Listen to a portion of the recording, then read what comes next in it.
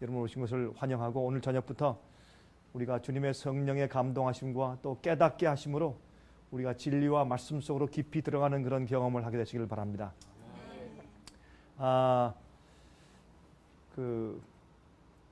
제가 지금 한국에서 집회를 하고 돌아온 지가 얼마 안 됐습니다. 그러니까 여러분께서 혹시 제가 이번에 한국에서 집회한 그런 또 DVD를 원하시면 저희 이제 안내하는 우리 직원들에게 그렇게 말씀해 주시면 저희가 송부해 드리도록 하겠습니다. 제가 오늘 저녁에는 여러분들에게 성경이 악인의 부활을 말하고 있는 이유가 무엇인가 하는 말씀을 가지고 좀 같이 좀 성경을 상고하려고 합니다. 여러분, 이 제목은 악인의 부활, 과연 이 말씀 가운데서 복음이 나올 수 있을까라고 생각될지 모르겠습니다만은 이 말씀을 우리가 성경에서 연구하면 정말 복음의 그 진수를 이해하게 됩니다. 하나님께서 왜 악인을 부활시키실까? 간단한 얘기 같지만 그렇지 않습니다. 그렇죠? 악인들은 이미 다 멸망되어 있는데 왜 악인을 또 부활시키시는가? 그렇죠? 그것도 천년기 이후에. 그래서 이 성경의 가르침이 그렇게 간단한 것은 사실 아닙니다. 그래서 우리가 이 이슈를 좀 이해하면서 우리 하나님이 어떠한 분인가? 우리 하나님이 어떠한 분인가? 여러분과 제가 섬기고 있는 하나님이 도대체 어떠한 분이냐? 하나님을 올바로 이해해야 우리의 예배가 올바라지고 또 하나님을 똑바로 이해하고 그분의 성품을 올바로 이해해야 우리가 주님을 믿는 우리의 태도가 진실해집니다. 우리가 하나님을 아는 것이 영생이라고 성경은 말씀했죠. 그렇죠? 그래서 우리가 하나님을 올바로 알지 못하면 하나님을 섬기는 우리의 동기가 비뚤어집니다. 여러분, 그것은 굉장히 중요한 얘기입니다. 하나님을 아는 일에 올바로 우리가 마음 가운데 정립이 안 되면 우리가 주님을 따르고 주님을 순종하고 또 주님을 예배하는 모든 일들의 동기가 살짝 삐뚤어집니다. 그러면 여러분께서 좀 그래도 뭐 주님을 섬기고 예배하고 주님을 따라가는 그런 이 수위의 차이는 조금 있을지 모르나 구원받는 것은 다 똑같지 않습니까? 그렇지 않습니다. 여러분, 오늘날 교회들에서 뭐 영광스러운 구원, 뭐 수치스러운 구원, 뭐 그런 얘기를 다 하지만 그건 말도 안 되는 얘기나, 여러분 그렇게 말들을 하지만 그러나 이걸 이해하셔야 합니다. 앞으로 옛날도 그랬지만 특별히 우리가 사는 이 시대는 더 그렇습니다. 앞으로 짐승의 표에 환란이 올 때, 그때 정말로 하나님께 대해서 신락 같은 오해도 없는 깨끗한 이해. 그래서 내가 무슨 일이 있어도 저런 하나님은 내가 온 마음과 뜻과 정성과 목숨과 힘을 다하여 내가 사랑하고 내가 헌신하고 섬기겠다. 그런 순수한 마음이 생기는 자라야 마지막 환란을 통과할 수 있습니다. 왜냐하면 우리 마음 가운데 하나님을 섬기고 따라가는데 불순한 그런 마음이나 그런 동기를 가지고 있으면 주님께 목숨을 다해서 섬길 수가 사실은 없습니다. 여러분, 하나님은 자 보십시오. 사랑하는 사람을 위해서 내가 내 생명을 바친다. 그거 쉬운 거 아닙니다. 하나님을 위해서 내가 어떠한 불이익도 당한다. 그거 쉬운 거 같은데 사실 쉬운 거 아닙니다. 많은 사람들이 신앙생활하면서 제일 그 마음이 흔들릴 때가 고난 당할 때 아닙니까? 시험 당할 때, 그렇죠? 또 자기가 원하는 그런 꿈대로 이루어지지 아니할 때, 그때가 제일 힘들잖아요.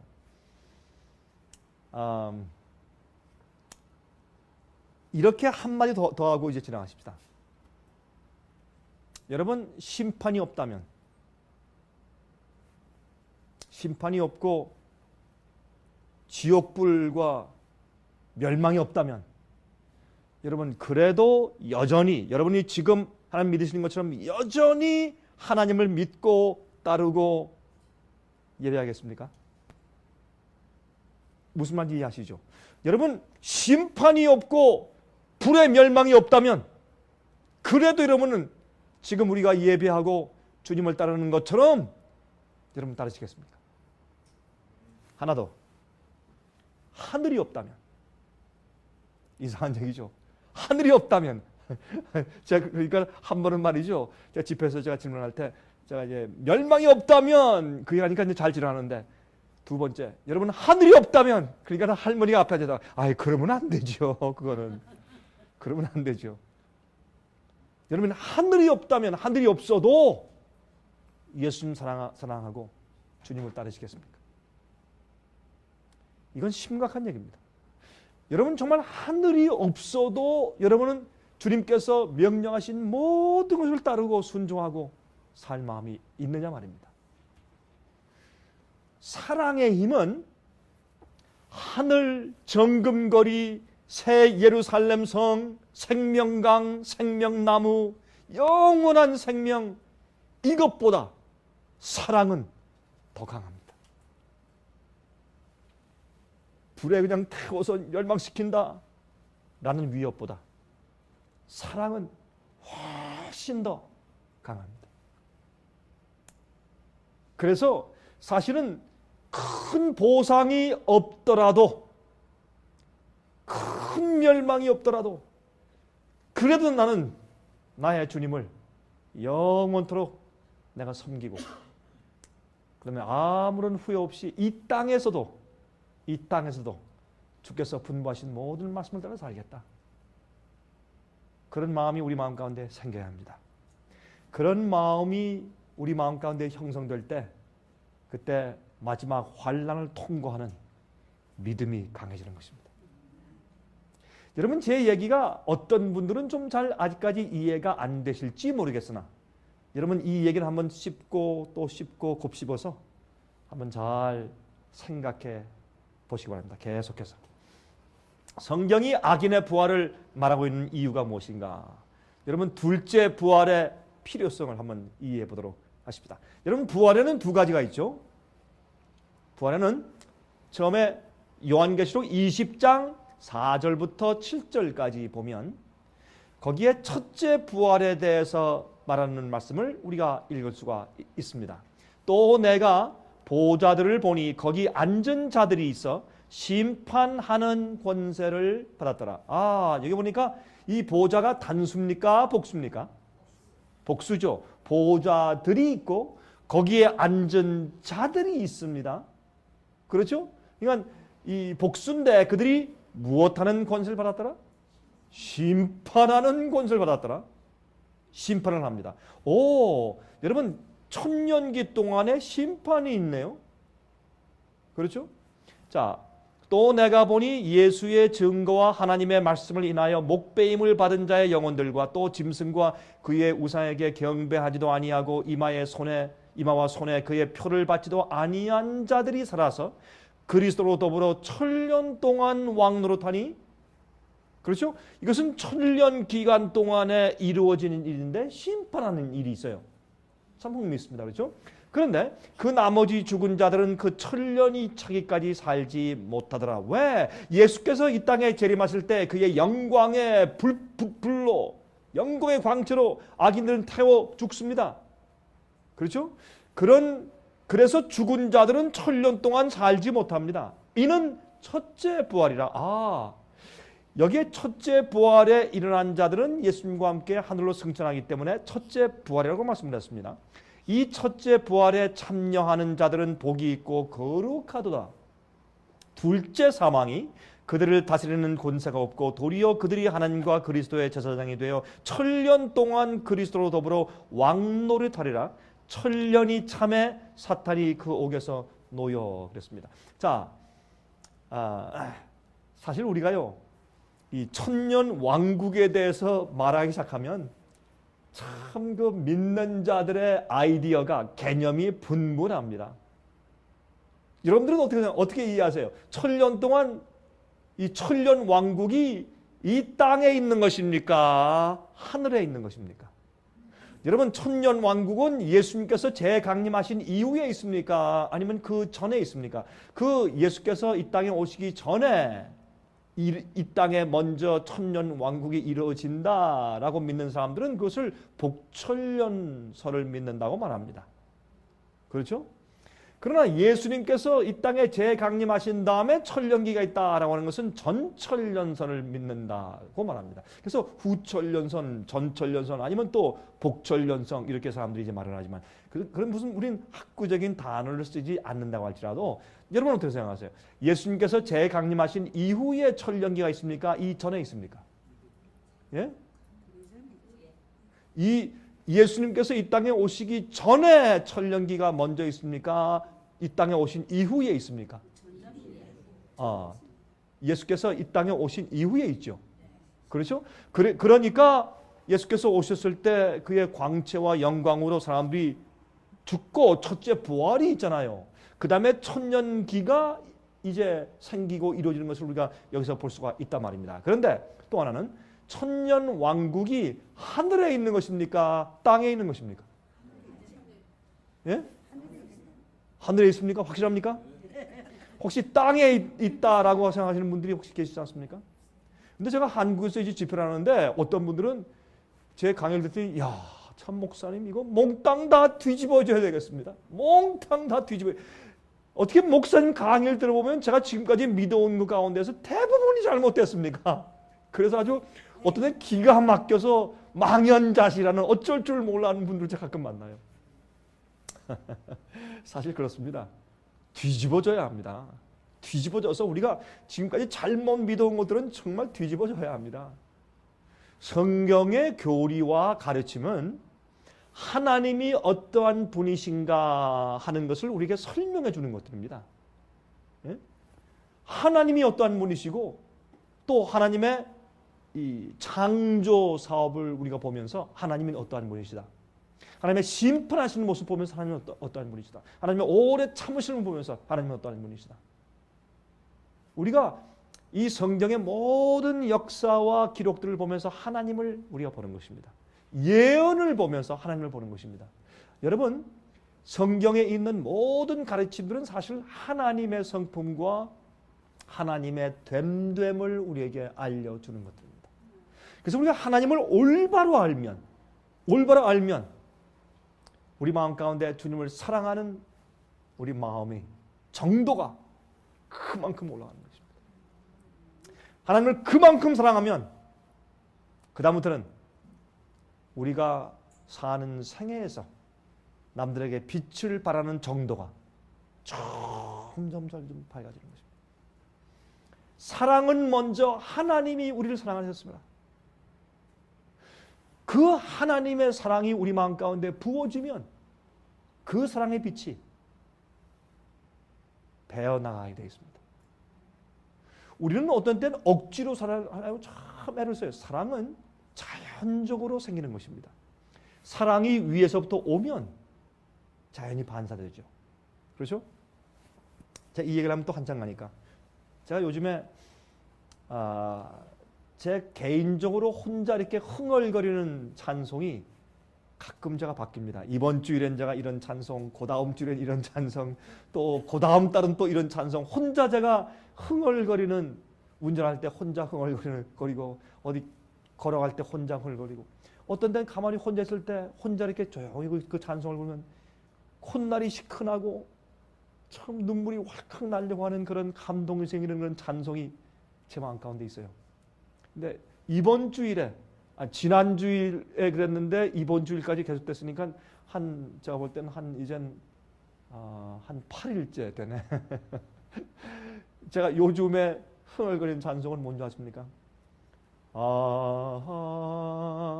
하나님의 은혜로. 그게 뭡니까?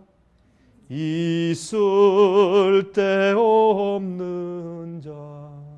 그 다음 뭐예요? 왜 구속하여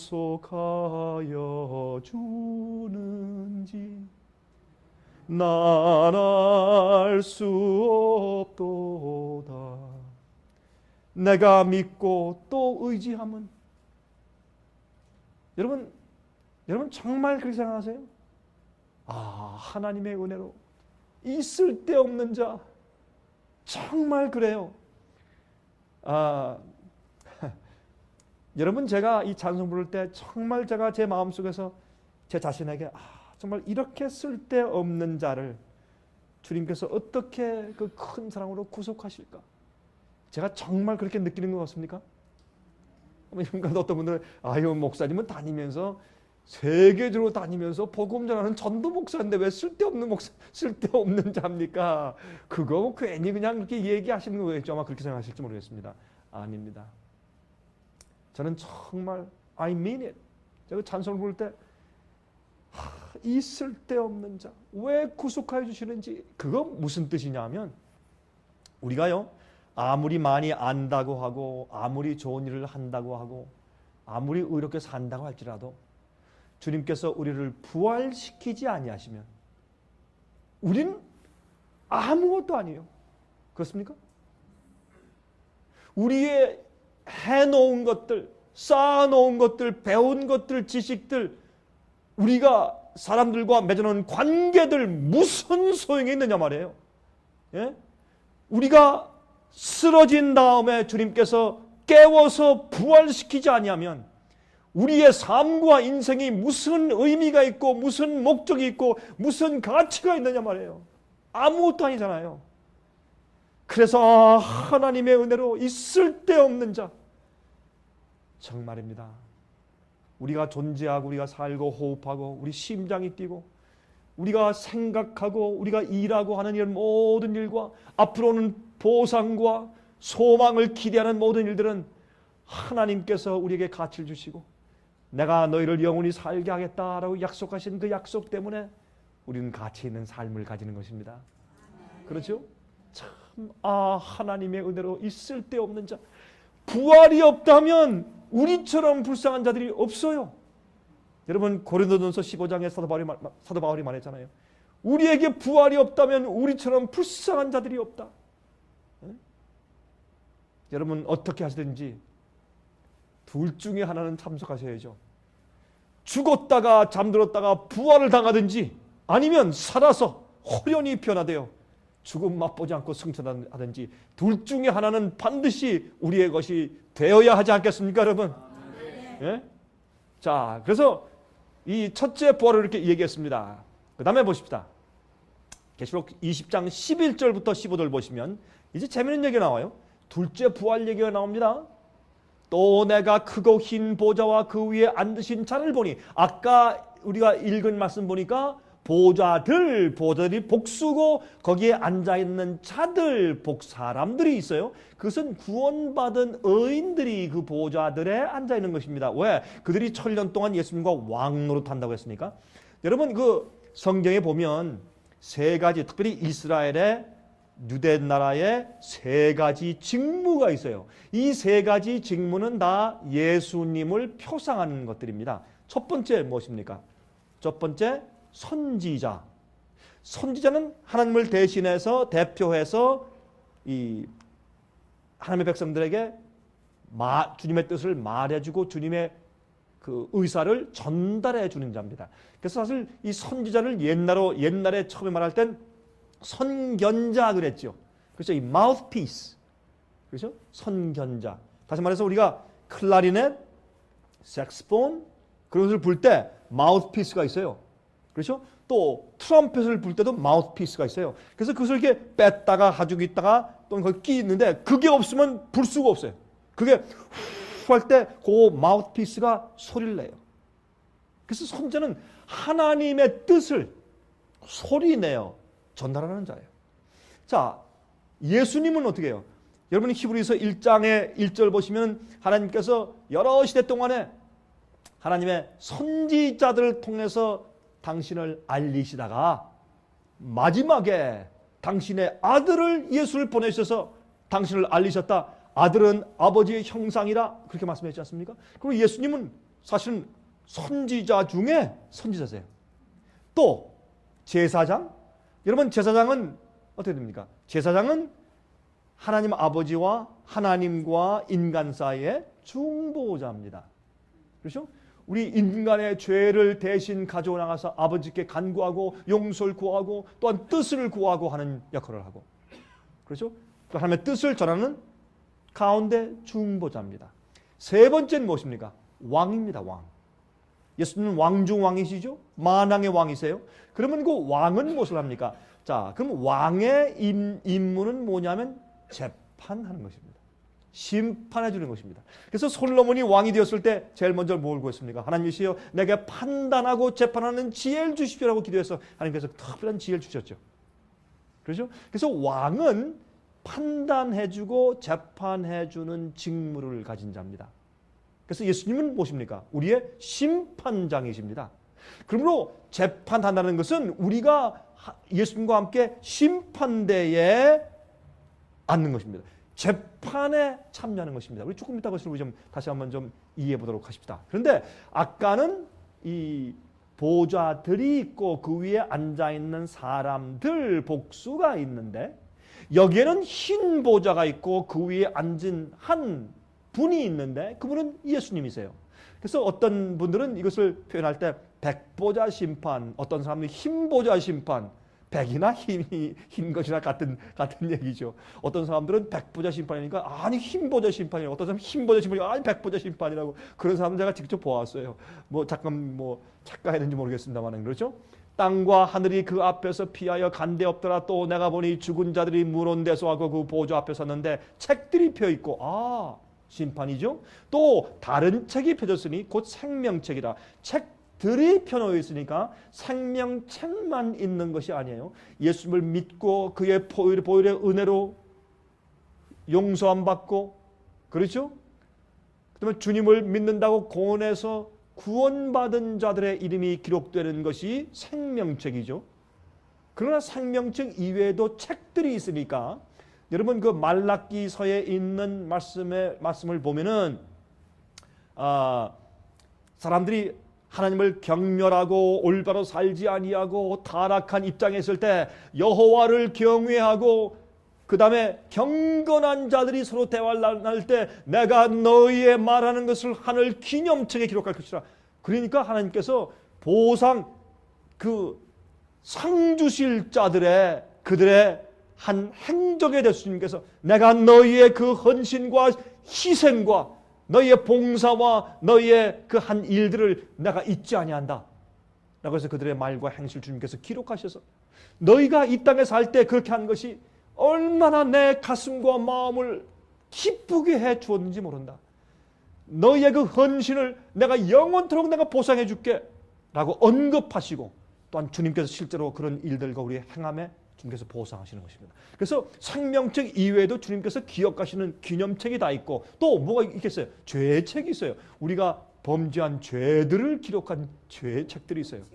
어떤 우리의 생각이나 동기나 우리의 행동이나 우리 어떤 일들이나 사건들이나 우리의 모의나 하나님 앞에서 숨길 것이 아무것도 없죠. 어느 누가 감히 하나님 앞에 자기를 숨길 수 있겠습니까?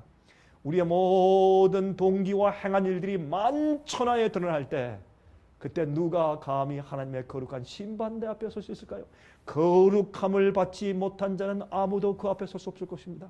거룩함을 받지 않는 자들은 아무도 설 수 없을 것입니다. 그래서 이제 주님께서 죄를 기록하는 이제 죄의 책이 있어요. 그런데 마귀가 어떻게 할 거예요? 마귀가 이거 보라고, 하나님 이들이 당신의 대표자고 이들이 목사고 이들이 장로고 이들이 집사고 이들이 뭐 선교사입니까? 라고 마귀가 공격하고 마귀가 고소할 때 예수님께서 맞다 내 말이 맞다. 이 자가 그런 죄를 지었느냐? 맞다, 나 인정한다. 그러나 쭉 봅시다. 그러나 자 이거는 네가 언급하지 않네. 이 자가 진실로 눈물로 회개할 때를 왜 언급하지 않느냐? 그의 헌신을, 과거를 후회하고 가슴 아파하면서 나를 위해 십자가 지며 살던 그의 생애는 왜 언급하지 않느냐? 그러므로 내 보혈의 피는 그의 죄를 용서하고 삭제하며 더 이상 소용이 없도록 만드는데 충분하고 또 그의 삶의 특징이 그가 그 회개한 이후에 어떻게 살았는지 그의 삶의 의미와 동기와 특징과 목적이 어떠한 자였느냐, 너희의 종이었느냐, 나의 종이었느냐, 의의 종이냐, 죄의 종이냐, 그걸 살피시면서 주님께서 심판하시는 죄의 책들이 있는 것입니다. 그런데 여기 보니까 죽은 자들이 자기 행위를 따라 책들에 기록된 대로 심판을 받으니 참 이상해요. 여기 산자가 그랬어요? 죽은 자들이 그랬어요? 죽은 자들이. 이 부분을 오늘날 많은 그리스도인들이 오해하고 곡해하는 부분이에요.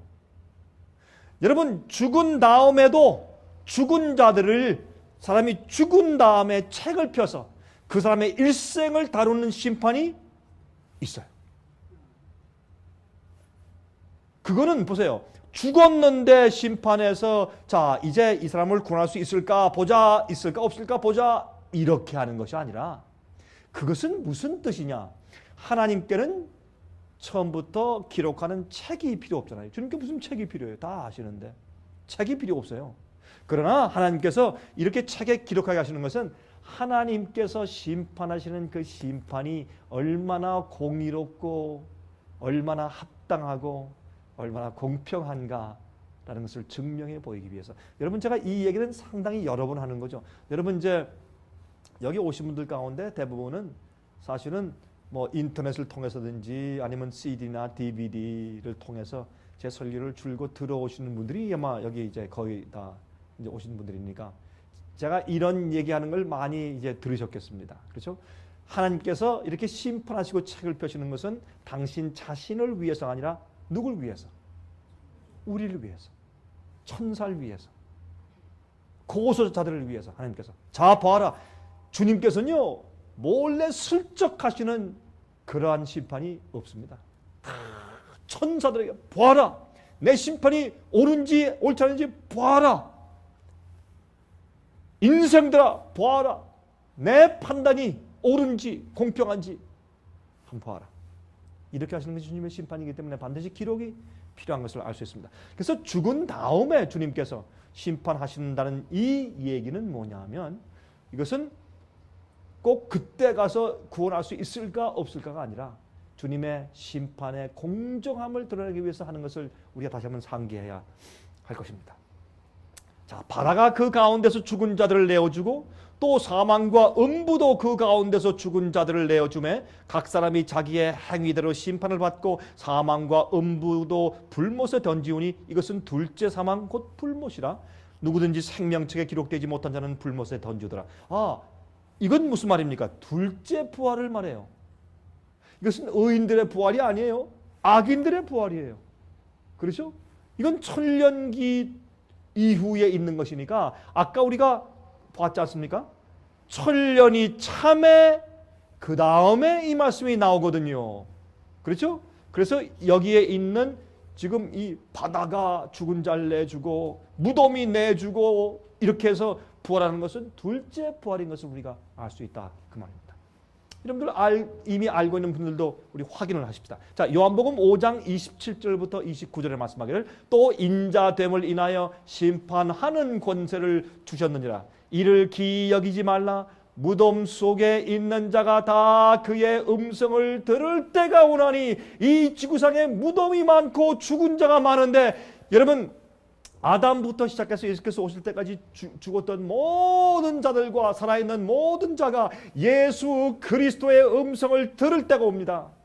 모든 자가 이 땅에 한번 태어났으면 모든 자가 예수의 음성을 들을 때가 옵니다. 그리고 주 앞에 나가서 심판을 통과해야 합니다. 이 심판을 우리가 주님을 신뢰하면 두려워할 필요는 없습니다만은, 그러나 반드시 예수님의 음성을 들을 때가 오는데 어떻게 보세요? 선한 일을 행한 자는 생명의 부활로, 악한 일을 행한 자는 심판의 부활로 나오리라. 아, 부활에 두 가지 종류가 있어요. 그렇죠? 의인의 부활이 있고 악인의 부활이 있어요. 그렇게 예수님께서 말씀하셨습니다. 자, 사도행전 24장 15절 읽겠습니다. 저희의 기다리는 바 하나님께 향한 소망을 나도 가졌으니 곧 의인의 부활과, 그렇죠? 곧 의인과 악인의 부활이 있으리라 함이라. 의인과 악인의 부활이 각각 있어요. 동시에 있는 것이 아닙니다. 각각 있습니다. 마태복음 16장 27절 보세요. 인자가 아버지의 영광으로 그 천사들과 함께 오리니 그의 그때에 각 사람의 행한 대로 갚으리라. 하나님께서는 아주 참 공평하세요. 우리가 어떻게 믿고 어떻게 살았느냐에 따라서 주님께서 보상해 주실 것입니다. 악하게 산 자는, 불신한 자는 불신한 대로, 믿는 자는 믿는 대로. 요한계시록 22장 11절 12절. 불의를 하는 자는 그대로 불의하고 더러운 자는 그대로 더럽고 의로운 자는 그대로 의를 행하고 거룩한 자는 그대로 거룩되게 하라. 보라, 내가 속히 오리니 내가 줄상이 내게 있어 각 사람에게 그의 어떻게 한 대로? 일한 대로 갚아주리라. 그렇죠? 그래서 제가 늘 얘기하지만 우리가 구원받을 때 우리는 믿음으로 구원받지만 무엇으로 심판받는다? 행함으로 심판받는다. 이건 아주 성경적인 얘기입니다. 믿음으로 구원받고 행함으로 심판받는다. 그러므로 우리는 행함으로 구원받는 것은 아니다. 아무도 자기 행함과 공로로 구원받을 자가 하나도 없다. 그러나 동시에 의로운 행함이 없이 구원받을 자도 없다. 그렇죠? 조금 역설적인 얘기 같지만 꼭 그러한 것을 우리가 성경에서 볼 수 있습니다. 자, 데살로니가 후서 1장 7절부터 10절입니다. 이렇게 말씀했어요. 제가 지금 논리적으로 이 첫째 부활과 둘째 부활, 의인의 부활과 악인의 부활, 그렇죠? 생명의 부활과 심판의 부활을 지금 논리적으로 성경을 가지고 하나하나 지금 정리해 나가는 것입니다. 자, 데살로니가 후서 1장 7절부터 10절. 환난 받는 너희에게는 우리와 함께 안식으로 갚으시는 것이 하나님의 공이시니 주 예수께서 저의 능력의 천사들과 함께 하늘로부터 불꽃 중에 나타났을 때 여러분 이거 이해하셔야 돼요. 지옥불 무섭다고 그러죠. 진짜 무서운 불은요, 진짜 태우는 불은 하나님의 영광이에요. 하나님 앞에 설 때 그건 두려운 일입니다. 그렇죠? 예수님께서 능력으로 천사들과 함께 하늘로부터 불꽃 중에 나타나실 때 하나님을 모르는 자들과 여러분 불신자만 멸망당합니까? 아닙니다. 보세요. 하나님을 모르는 자들과 모르는 자들을 멸망시키신다고 불공평하지 않습니까? 알면 구원받았을 텐데 몰랐는데. 그런데 모르는 자들 가운데 많은 사람들은 알 기회를 충분히 주시고 빛을 주셨는데 자기들이 거절한 것이죠. 아니면 자기의 생활과 시간을 갖다가 진리를 깨닫고 하나님 찾는 일에 전적으로 바치지 아니하고 다른 일에 다 써버린 것이죠. 여러분 기억하세요. 앞으로 심판받을 때 우리가 잘못한 것에 대해서 심판받는 것뿐만 아니라 기억하세요. 우리가 하나님과 진리를 찾고 알아보기 위해서 쓰지 아니한 우리가 기회와 시간을 낭비한 것 때문에 멸망당할 것이에요. 나는 몰랐습니다. 정말 몰랐는가? 난 정말 그거 몰랐는데요. 그럼 어느 때 누굴 통해서 무슨 테이블 통해서 또 무슨 책자를 통해서 누구의 방문을 통해서 정말 몰랐는가? 아니면 알 마음이 없었는가? 이렇게 하시겠죠. 그렇죠? 그래서 하나님을 모르는 자들과 두 번째, 우리 주 예수의 복음을 복종치 않는 자들에게 형벌을 주시리니 예수님께서 말씀하신 천국 복음, 영원한 복음, 올바른 성경적인 복음, 그 복음대로 복종치 않는 자들에게 형벌을 주시니 로마서 1장과 16장에 어떻게 말씀했습니까? 내가 복음을 전하는데 이 복음을 사람들로 하여금 믿어 순종케 하려고 내가 이방인의 사도가 되었다. 그렇게 말씀했어요. 믿어 순종케 하려고. 여러분, 복음은 그냥 듣고 와 기쁘다, 예수께서 나를 위해 돌아가셨구나, 감사하다, 구원이다, 이렇게만 하는 것이 아니라 복음은 순종해야 돼요. 복음은 주님께서 우리를 구원하시는 기쁜 소식이 들어있으나 주님께서 우리를 구원하실 때 어디로부터요? 다시 어디로부터요? 죄로부터. 자, 죄로부터, 그 죄라는 말을 또 불순종으로부터 그렇게 할 수 있어요? Yes. 우리 속에 있는 죄의 충동과 유혹과 마귀의 시험으로부터 할 수 있어요? Yes.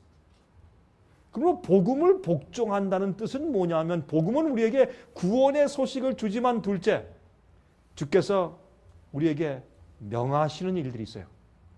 그걸 따라서 살지 않으면 주님께서 우리를 죄로부터 구원하실 수가 없어요. 하나님의 능력과 우리의 협력이 필요합니다. 구원은 하나님의 전적인 구원이나 동시에 우리의 협력이 필요합니다. 여러분, 내가 굴복하고 내가 주의 말씀을 읽고 내가 선택하고 내가 펴서 내가 기도하고 또 내 마음에 성령께서 깨닫게 하실 때 알겠습니다 주여, 그렇게 하겠습니다. 주님이시여, 내 앞에 산이 막혀 있습니다. 내가 지금은 할 수가 없습니다. 주님 은혜로 이 산을 옮겨주십시오. 기도하고 하는 일들은 내가 하는 것이고 우리가 선택하는 것입니다. 그래서 복음을 듣는 것뿐만 아니라 복음을 복종치 않는 자들에게 형벌을 주시니, 우리가 이 복음을 통해서 우리 마음 가운데 죄를 깨닫게 하고 마음에 가슴 아픈 회개의 심령을 주실 때, 내가 그 죄를 버리기로 내가 선택하여 내 의지로 굴복하고 내가 내 자신을 쳐서 복종하고 주 앞에 나가지 않으면 어떻게 주님께서 우리를 죄로부터 구원하시겠어요? 여러분, 어떤 사람들은 그래요. 과거의 죄와 현재 죄와 미래의 죄까지 이미 십자가에서 다 용서해 주셨는데 왜 자꾸 걱정하느냐? 아닙니다. 여러분, 화면 통해서 이 말씀 듣는 분들 특별히 조심하세요. 그거 잘못된 복음이에요. 여러분, 사도 바울은 그렇게 말씀하지 않았어요. 여러분, 그것은 사도 바울이 내가 너에게 가르쳐준 이 복음 이외에 다른 복음을 전하는 자에게 저주가 있을지라고 그랬어요. 저주가 있을지라도. 잘못된 생각이에요. 어떻게 미래의 죄가 이미 다 용서되어졌나? 그게 아니라 미래의 죄까지도 우리가 주 앞에 굴복하고 우리가 회개하면 용서해 주시겠다는 보장을 만드신 것이죠. 그것을 마련해 주시고 기초를 만들어 놓으신 것이죠. 언제 다 이미 그럼 그렇게 되면 더 이상 회개가 필요 없네. 그래서 어떤 사람들은 회개가 필요 없다고 말하는 것이에요. 꼭 그렇게 말은 안 하지만 왜 자꾸 회개 그러냐고. 예수님께서 이미 다 치러 놓으셨는데 왜 자꾸 회개만 강조하느냐. 기뻐하자, 구원을 즐기라, 그렇게 말하는 것이 잘못된 생각이고 잘못된 거짓 복음이에요. 여기 말씀하기를 복음을 복종치 않는 자들에게 형벌을 주시니 이런 자들이 주의 얼굴과 그의 힘의 영광을 떠나 영원한 멸망의 형벌을 받으리라. 그날에 강림하사 그의 성도들에게 영광을 얻으시고 모든 믿는 자에게서 기히 여김을 얻으시리라. 여러분, 우리가 예수께서 강림하실 때, 구름을 타고 오실 때 주 안에서 잠자는 죽은 자들이 먼저 일어나고 살아있는 자도 호련히 변화되어서 누구도 먼저 가지 아니하고 같이 합하여 함께 공중으로 끌어올려 공중에서 주님을 만날 것이라. 여러분, 여기서 우리 한마디 하고 지나가십시다. 앞으로 사람들이 말이죠. 예수가 여기 있다, 저기 있다, 골방에 있다, 예수가 임했다. 그거 믿지 마세요. 왜요? 성경에 보니까 어떻게 해요? 죽은 자들이 부활하고 첫째 부활이죠. 산 자들이 호련히 변화되어서, 예? 갑자기 살아있는데 자기도 모르게 자기 일평생 동안 느껴본 적이 없는 환력을 갑자기 느껴. 예? 아마 이 온 몸에 피가 막 뜨끈뜨끈 확 돌아차쳐 버리니까 우리가 깜짝 놀랄 거 아니에요? 예? 무릎이 아파서 잘 걷지 못하는 사람이 그만 무릎이 그냥 사슴처럼 그냥 솟구쳐 올라오는 그런 기운이 생기고 깜짝 놀랄 거 아니에요? 예? 뭐 주름 없어지고 뭐 이런 얘기하면 무슨 뭐 보톡스 주사 같은 얘기니까 그런 건 할 필요 없고 뭐 갑자기 젊어지고 뭐 그건 당연한 거니까. 그럼 우리가 얼마나 놀라겠어요? 심장에 뭐 심장 판막증이 있던 그리스도인이 갑자기 심장이 불끈불끈 뛸 때 얼마나 놀라 뛰겠어요? 예. 그런 일이 있은 다음에 함께 끌어올려 공중에서 주를 영접할 것이요. 그 다음에 우리가 주님께서 계신 곳에 가서 주님과 함께 있을 것이라고 말씀을 했는데, 그러므로 성경은 분명히 예수께서 오실 때 어떻게 한다? 구름 타고 영광의 구름을 타시고 천천만만 천사와 오시다가 이 땅에까지 내려와서 구름 수레에서 턱 내리셔서 잘 있었느냐 하신다? 아니란 말이에요. 그거 오해라. 여러분, 그러므로 성경에 있는 그 말씀 가운데 요모조모를 가만히 말씀을 깨닫고 그 말씀대로만 알고 나면 절대로 미혹당할 필요가 없습니다. 예? 여러분, 여기도요, 지금 그 재림 예수라고 하는 그런 이상한 일들이 많아요.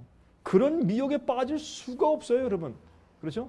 근데 우리가 예수님 만날 때 어떻게 하늘 올라가다 어떻게 우리가 이 기여김을, 이거는 wonder. 자 보세요. 이게 이런 뜻이에요. wonder after him이에요. 예수님, 와, 우리 예수님, 우리 주님, 우리 하나님. 그런데 그 똑같은 말을 어디 썼는지 아세요? 요한계시록 13장. 요한계시록 13장에 누구에게 나와요? 짐승의 표에게 나오잖아요. 짐승의 표를 얘기하는데 짐승이 부활하니까 어떻게 해요? 죽었던 상처가 나니까 온 땅이 그를 기여기며 쫓는다. 그것도 wonder after him이에요. 마귀는요, 항상 예수님 흉내를 내. 그래서 요한계시록 13장의 짐승이 자기가 이 세상에 이 땅의 왕이고 이 땅의 하나님이다. 그것이 여러분 데살로니가 후서 2장 보면 적그리스도가 어떻게, 죄의 사람이 어떻게 한다 그랬어요? 자기가 성전 안에 앉아서 자기를 보여 하나님이라 하느니라. 그렇죠? 그래서 마귀 역사는요, 하늘에 있을 때부터 하나님과 싸웠어요. 예수님과 싸웠다고, 루스벨이. 그래서 쫓겨났어요. 이 지구상에서 어떻게 해요? 예수님과 또 싸워. 그래서 이거를 갖다가 이 counterfeit Christ, 거짓 그리스도, 적 그리스도. 근데 여러분 그 요한일서 3장 4장 계속 보면 거기에 적 그리스도의 정신이 있어요. 적 그리스도의 마귀의 정신이 있는데 마지막 시대는 두 가지 사건이 있어요. 잘 들으세요. 마귀가 이 세상에서 가장 강력하고 가장 효과적으로 사용해 온 인간 대리자를 드러내요. 예? 그리고 그 밑에 있는 수하들이 있어요. 동시에 예수님께서는 이 땅에서 당신이 가장 효과적으로 사용하시고 당신의 성령을 충만히 부으신 14만 4천을 일으키세요. 그럼 두 무리가 마지막 시대에 뭘 해요? 전쟁을 해요. 전쟁을 해요. 그런데 또 재밌는 것은 마귀는 자기의 대표적인 인간 부하를 생산해서 딱 나타내지만 마귀가 자기가 진짜로 이 땅에 내려와. 마귀 자기 자신이 실제 예수님처럼 변장해서 이 땅에 내려와요. 그래서 사람들이 너무 놀라서 그를 따를 것이에요. 그때 우리가 저건 예수가 아니고 가짜라고 말할 수 있는 여러 가지 힌트가 있는데 그 중에 하나가 뭔지 아세요?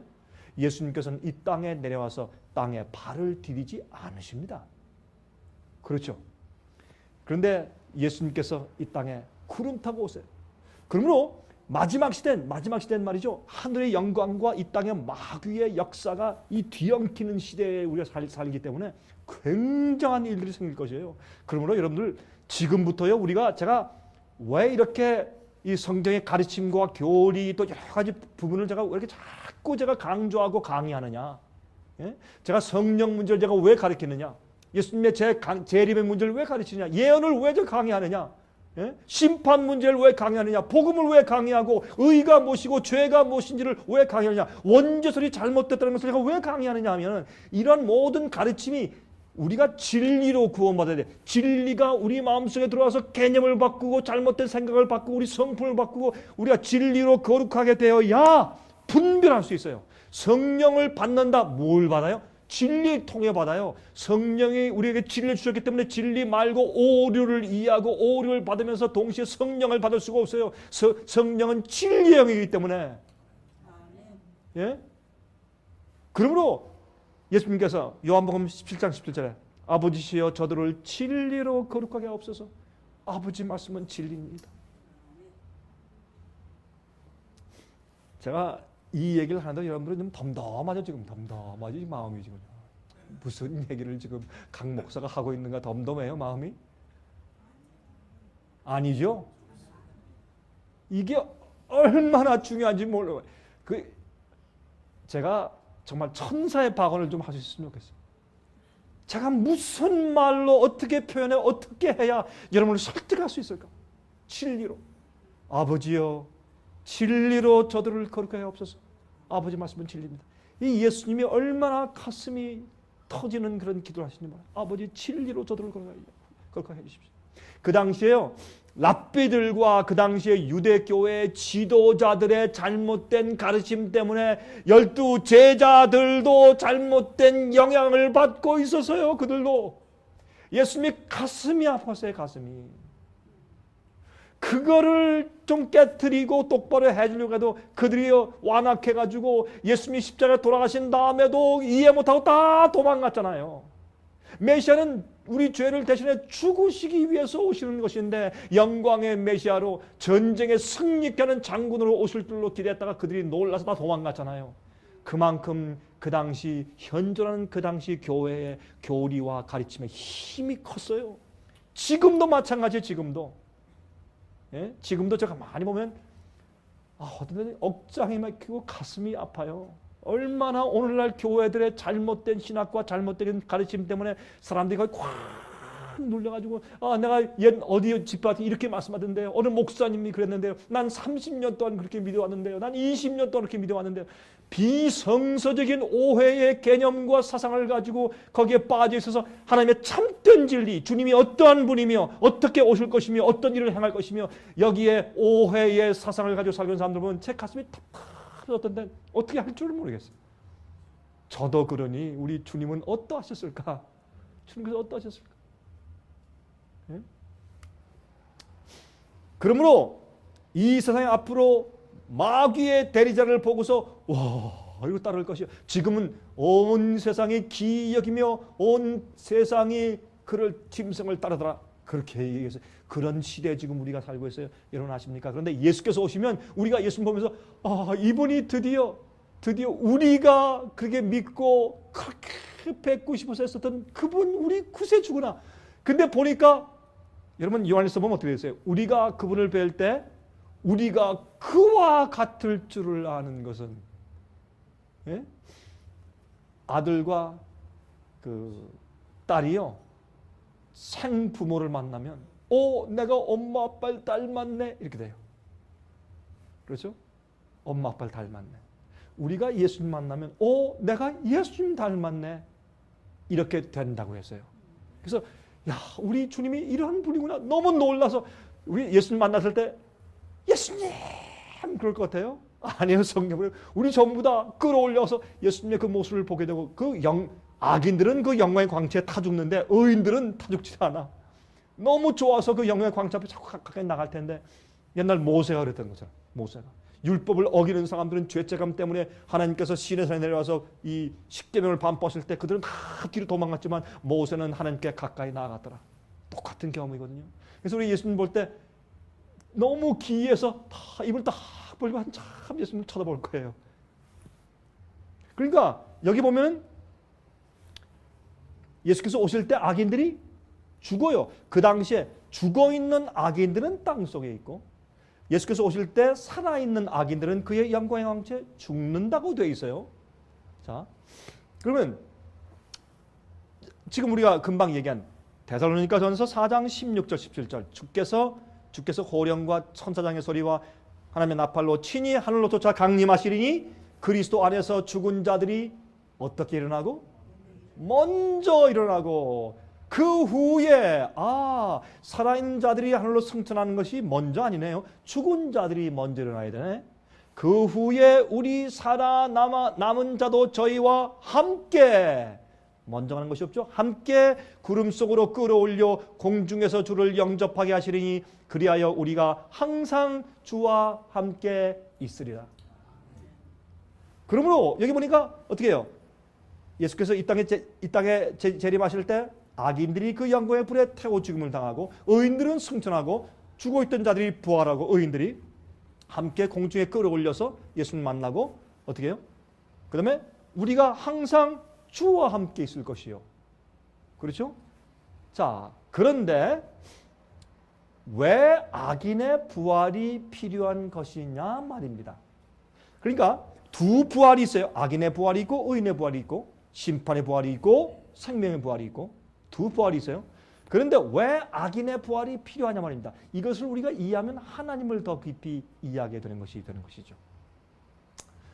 자, 아까 읽었죠. 요한계시록 20장 4절부터 7절입니다. 또 내가 보좌들을 보니 거기에 앉은 자들이 있어 심판하는 권세를 받았어요. 이 사람들은 1000년 동안 왕노릇 하는데 판단하는 심판대에 앉아서 하나님과 함께 심판하는데, 그렇죠? 1000년 동안 그리스도로 더불어 왕노릇하리라 그렇게 말씀했기 때문에. 자, 고린도전서 6장 3절에 사도 바울은 말하기를 우리가 천사를 판단할 것을 너희가 알지 못하느냐? 그러하거든 하물며 세상 일이냐? 너희가 지금 믿는 사람까지끼리 그래. 앞으로 우리가 천사를 판단할 거 알지 못하느냐? 그렇게 말씀했어요. 그러므로 반드시 성도들이 앞으로 재판하는 일에 포함돼서 우리가 심판하는 일을 행할 것이라 라고 사도 바울도 이미 말씀해 놓으셨다 그 말입니다. 자, 아까 보았지 않습니까? 계시록 20장 11절부터 15절에 이 흰 보좌에 앉으신 예수님의 심판인데 어떤 심판이냐 하면 둘째 부활에 일어난 악인들에 대한 심판이에요. 그들이 죽었을 때 어떤 때는 물에 빠져 죽고 어떤 때는 산에서 떨어져 죽고 어떤 사람은 병으로 죽고, 그래서 이 땅이나 아니면 바다에서 전부 다 이제 부활해서 하나님께서 둘째 부활에 구원받지 못한 자들을 전부 다 부활해 내시는 것입니다. 그렇죠? 그리고 그들을 어떻게 책들에 따라서 그들을 심판해 주시는데, 그때 구원하시기 위해서가 아니라 왜 너희들은 구원받을 수 없었는지에 대해서 주님께서 심판하고 보여주시는 것입니다. 누굴 위해서? 멸망당한 그들을 위해서, 또한 하늘의 천사들 위해서, 구원받은 자들을 위해서. 왜 우리 할머니가 올라오지 못했느냐? 그렇죠? 왜 우리가 저렇게 진실된 목사님이 못 왔네, 저렇게 진실한 집사님이 못 왔네, 그렇잖아요? 그리고 여러분, 이것은 무엇을 의미합니까? 이것은 온 영원토록 마음 가운데 단 하나의 시로라기 같은 의혹이 남아있지 말아야 합니다. 누구에게? 우주에 있는 자들이나 천사들이나 영원히 살 의인들이나 어느 누구에게도 단 하나의 시로라기 같은 그런 의혹이 남아있으면 안 됩니다. 그러면 영원토록 우리의 찬송이 100% 순수하지를 못합니다. 그러므로 하나님께서 이 세상, 이 우주의 질서와 화평과 은혜와 찬송을 영원토록 회복하기 위해서 하나님께서 그 일을 행하셔야 합니다. 심판은 어떤 면에서 하나님을 위해서 필요한 심판이지 우리를 위해 필요한 심판이 아닙니다. 하나님께서 이미 아시기 때문에 기록하는 것을 우리를 위해서 기록해 주시는 것이 하나님을 위해 기록해 주시는 것이 아닙니다. 그러므로 심판은 하나님의 입장을 변호해 주기 위한 목적이 참 많이 있는 것입니다. 제가 이 말씀을 드리는 이유가 있어요.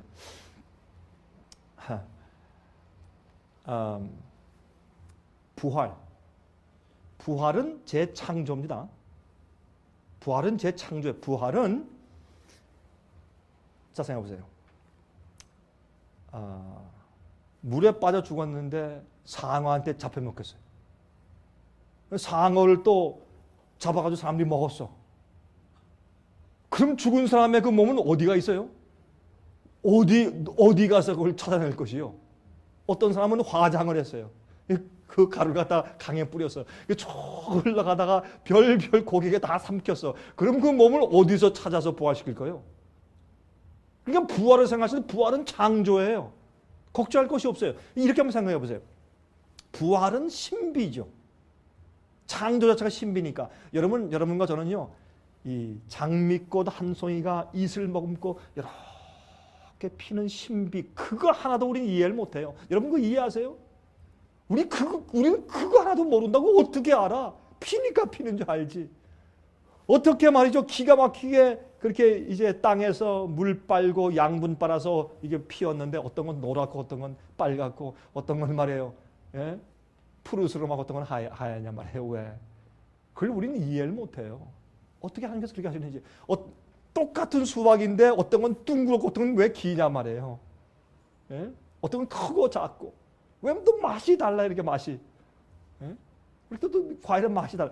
이런 건 신비해. 우리 그것을 과학적으로 아무리 이해한다고 해도 창조의 신비 이해할 수 없어요. 부활은 창조의 신비예요. 우리가 다 이해할 수 없어요. 그러나 기억하세요. 이거 옛날에 몰랐는데 요즘에 두 가지 때문에 우리가 더 확실히 알게 됐어요. 하나는 컴퓨터, 네? 하드 드라이브, 그렇죠? 또 메모리 칩, 그렇죠?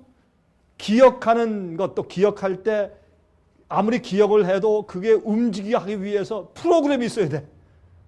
그래서 그 기억 장치에 기억된 메모리들이 활동할 수 있도록 하기 위해서 프로그램을 만들어야 돼요. 그렇죠? 이런 걸 이해하면서 하나님께서 우리를 만드시고 우리 두뇌를 창조하신 것을 우리가 이해하게 돼요. 참 신비하다. 그 다음에 사람도 컴퓨터를 만드는 거 보니까 하나님께서 우리를 창조하셔서 어떻게 하게 하시는 기능들, 참 창조의 오묘와 신비를 조금 우리가 이해하게 되죠. 그 다음에 DNA. DNA는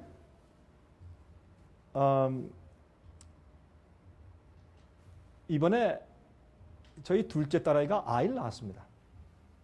제가 이제 가서 이렇게 가만히 요새 이제 며칠 동안 가서 가만히 그 아이를 이제 관찰하는데 이렇게 보면 그거 참 이상해요. 어떻게 이렇게 보니까 이 코는 지 아빠 코네, 이 눈은 지 엄마 코고 입은 그러니까 이 내 할아버지 코 입을 좀 닮은 것 같다 그런 생각이 들어가요. 그 참 이상해. 왜 그럴까요? 아니 이 세상에 뭐 사람들이 태어나면 다 똑같은 사람인데 어떤 의미에서 왜 각기 다 다른데 기가 막히게 자기 부모를 닮아 태어날까? 예? 백인의 부모 밑에서 흑인이 안 나요. 한국 사람 부모 밑에서요 이 은발머리 금발머리가 안 태어나요. 그거 왜 그래요? 그 이상하잖아요. 꼭 법칙이 있어. DNA. 여러분 DNA는 기가 막히게 조그만 거거든요. 근데 그 DNA가 각 사람들 속에 수백억 개의 DNA가 있다 그러죠. 우리 조그만 그 유전인자고 하나 속에 DNA가 엄청나게 들어있죠. 근데 지금 우리가 과학 시간은 아니니까. 근데 그 DNA를 보면은 DNA 속에 뭐가 있어요? 이 사람이 눈동자는 까맣다. 눈동자가 파랗다. 뭐 나중에 몇 살 때쯤 되면 머리가 하얘지겠다. 예? 키는 얼마다. 발은 어떻게 생겼다. 예? 손톱은 길다. 짧다. 이런 모든 것들이 다 기록되어 있어요. 이 사람의 IQ는 어느 정도 될 것이다. 이런 것까지 다 기록되어 있어요. 걱정할 게 없어요. 하나님께서 보세요. 만약에 그 기록만 있으면 제가요 컴퓨터를 하면서 요즘에 제가 우리 직원들한테 가끔 그래. 야 우리가 컴퓨터 없으면 어떻게 우리 일을 할 수 있겠는가? 우리는 전부 컴퓨터로 일하는 사람들이니까 컴퓨터로 비디오 제작하고 말이죠. 예? CD 만들고 DVD 만들고 사진 만들고 편집하고 사진을 뜯어 고치고 책자를 만들고 예? 인터넷하고 우리는 컴퓨터 없으면 단 하루도 일을 못하는 사람들이에요. 우리는 여러분 뭐 요새 뭐 다들 그렇겠지만은 근데 제가 컴퓨터를 하면서 제가 이해하는 것은 뭐냐면 이 여기에 이제 그 원 파일이 있어요. 그런데 이걸 복사를 탁 해가지고 가지고 있다가 원 파일이 깨졌을 때 복사한 걸 갖다 딱 집어넣으면 똑같아. 0.1%의 차이도 없어요. 맞습니까? 아니 왜 답변 없습니까? 아니면 아니라 그러세요. 맞아요, 안 맞아요? 기가 어쩜 맞습니까? 정확하게 맞아요. 어디 복사품이 원품하고 똑같아. 다름이 없어. 왜요? 이렇게 돼. 010001000111 이렇게 돼 있으니까. 이 컴퓨터 언어거든. 컴퓨터는 숫자로 다 그래서 우리가 뭐야? 디지털이야, 디지털. 숫자로 전부 다 해서 상상하기 때문에 여러분 아세요? 이 수학자들이 무엇을 발견해? 과학자들이 뭘 발견해? 이 우주의 생성의 원리를 보니까 이 존재하는 모든 것들은 숫자를 풀린다는 거예요. 숫자. 천문학에 뭐가 들어가요? 숫자가 들어가요. 수학이 들어가요. 생물학에 뭐가 들어가요? 수학이 들어가요. 화학에 수학이 들어가야 돼요. 모든 건 숫자로 풀린다. 다시 말해서 하나님께서는 우리의 머리카락이 뭔지 아세요? 숫자예요. 이거 우스운 얘기죠? 아니에요.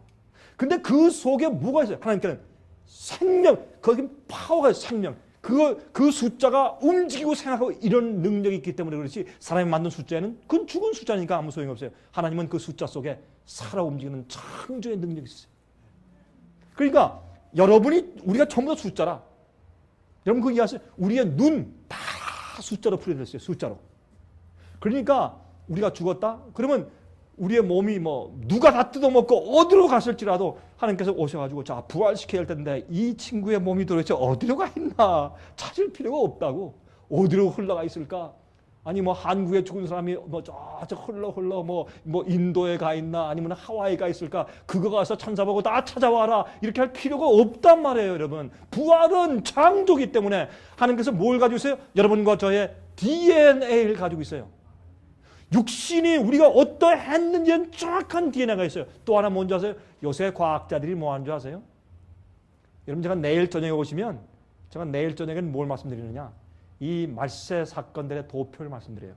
하나님께서 이 성경에 마지막 시대는 어떻게 어떤 일이 이렇게 이루어지고 어떻게 오시는가 하는 그것을 정확하게 이렇게 플랜 계획을 해서 이렇게 도표를 그려놓으셨어요. 그래서 우리가 이해해야 돼.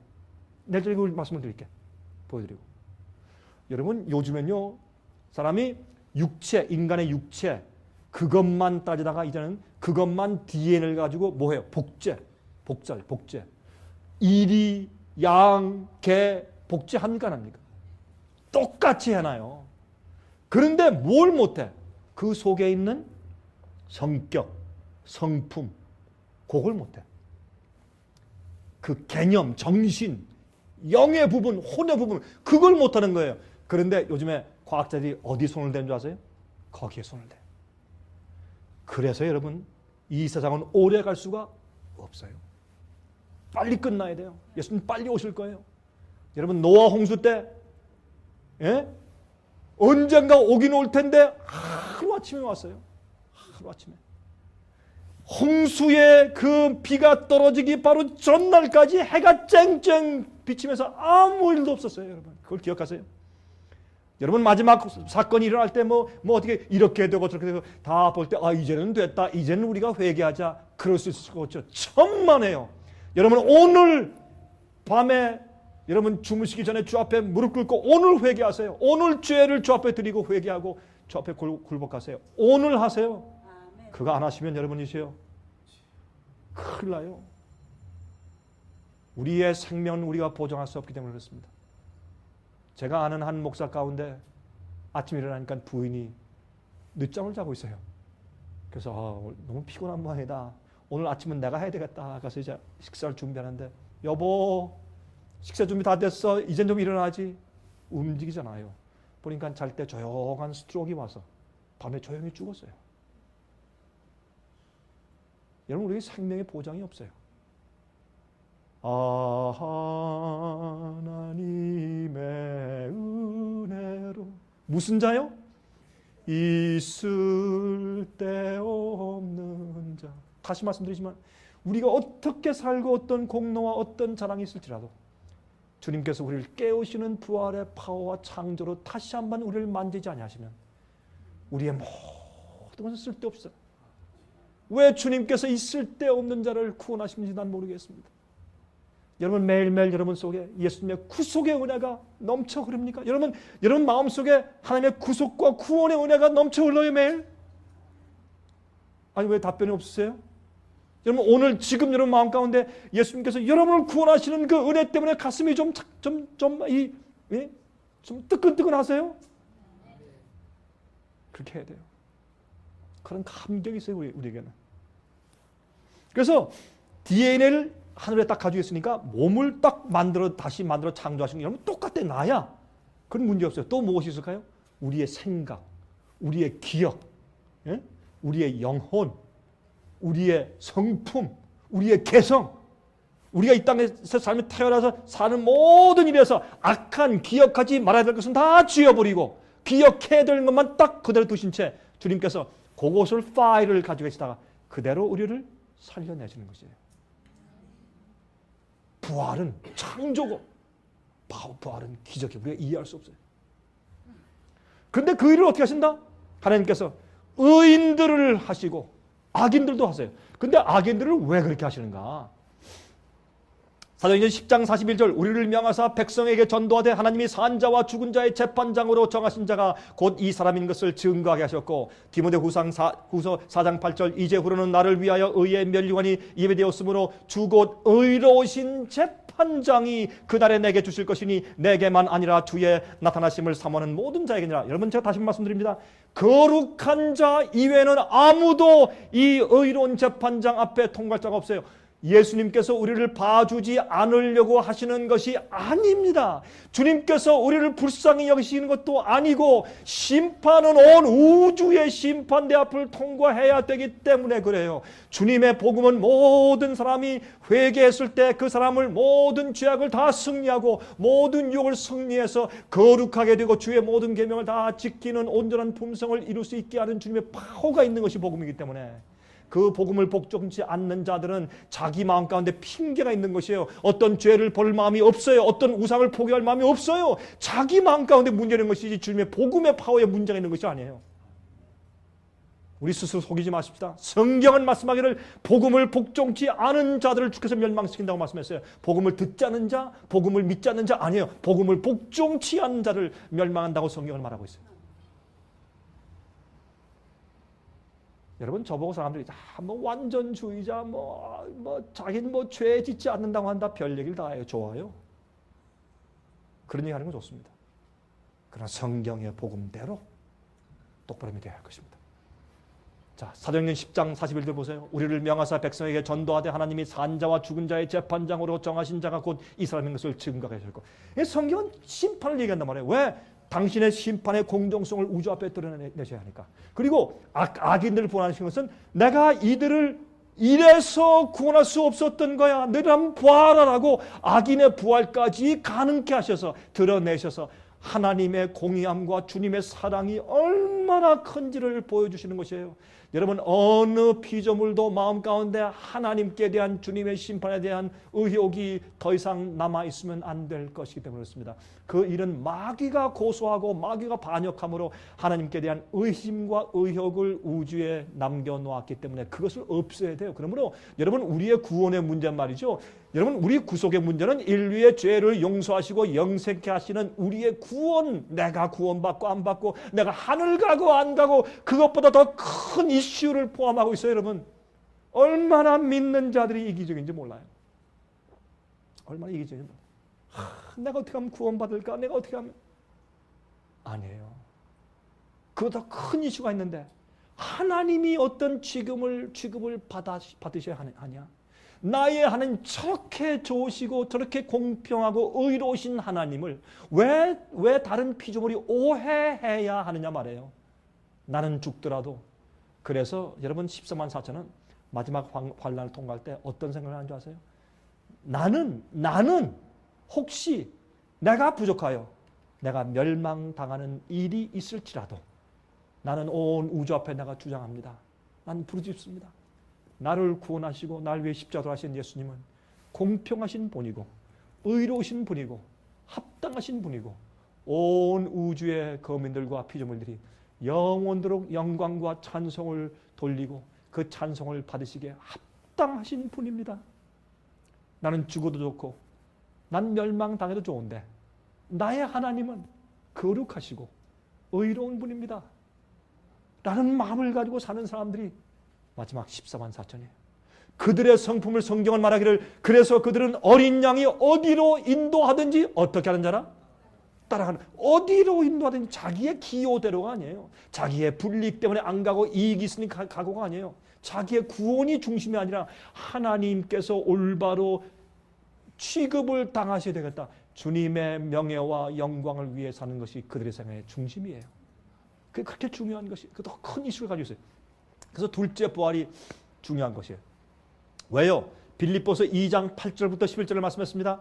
사람의 모양으로 나타나셨으며 자기를 낮추시고 죽기까지 복종하셨으니 곧 십자가에 죽으시면 그 이유가 어딨냐 말이에요. 그렇게 해서 우리가 구원받고 용서받고 예스 그것도 맞으나 그보다 더 중요한 이슈가 있는데 이렇게 말씀했어요. 사도 바울이 이렇게 말씀했어요. 이러므로 이렇게 예수께서 성육신 하셔서 십자가에 돌아가심으로 이러므로 하나님이 그를 지극히 높여 모든 이름 위에 뛰어난 이름을 주사 하늘에 있는 자들과 땅에 있는 자들과 땅 아래에 있는 자들로 모든 무엇을 무릎을 어디에 예수의 이름에 어떻게 하게 하시고 꿇게 하시고 모든 입으로 예수 그리스도를 주라 시인하여 하나님 아버지께 무엇을 돌리게 영광을 돌리게 하셨느니라. 여러분 영광을 돌리는 건 뭐예요? 하나님은 옳습니다. 하나님은 자비로우시고 은혜로우시고 노하기를 더디하시고 여호와의 이름의 그 의미처럼 다 인정하고 주님이시여 하나님께서 혹시 나를 영원한 하늘로 데려가시지 않는다고 해도 주님은 공평하신 분이 내가 믿습니다. 나는 어떤 일이 있을지라도 난 하나님을 신뢰합니다. 100% 신뢰합니다. 그래서요 어떤 때는 제가 말씀드리잖아요. 하나님께서 우리를 병 고치시고 또 우리의 모든 시련과 환난들을 해결하실 능력이 있으세요? 예스. 그러나 그보다도 더 큰 믿음은 뭔지 아세요? 내가 암 걸려 죽을지라도 내가 경제가 망할지라도 내가 억울하게 죽음을 당하고 핍박당해 순교당할지라도 다시 말해서 사람들이 볼 때 너 예수 믿는다고 축복이 뭐 있어? 너는 완전히 망해 죽네. 그런 입장에 있을지라도 하나님께 감사와 찬송을 드리고 주님을 100% 신뢰할 수 있는 믿음이 암 걸렸다 갑자기 암이 떨어지는 것보다 더 큰 믿음이에요. 그걸 이해하셔야 돼요. 그게 진짜 마음의 치유예요. 그게 그런 믿음이 있으면 그들은 정말 하나님께 영광을 돌리는 자들인데 예수님께서 행하시는 모든 일 때문에 어떻게 모든 자들이 여기는 누가 포함돼요? 마귀, 타락한 천사, 우주 거민들, 의인들, 앞으로 둘째 부활이란 악인들까지 모든 무릎이 한 번은 이 지구상에 말이죠. 천년기 지난 다음에 첫째 부활 말고 둘째 예수께서 오실 때 첫째 부활이죠. 천년기 이후에 둘째 부활이 있을 때 그때는 말이죠. 같은 시간에 같은 지구 표면에 아담 때부터 태어났던 모든 인간들이 다 거기 있을 것이에요. 한꺼번에. 악인들은 어디에? 새 예루살렘 성 안에 밖에. 의인들은 안에. 그러나 동시에 같이 있을 것이에요.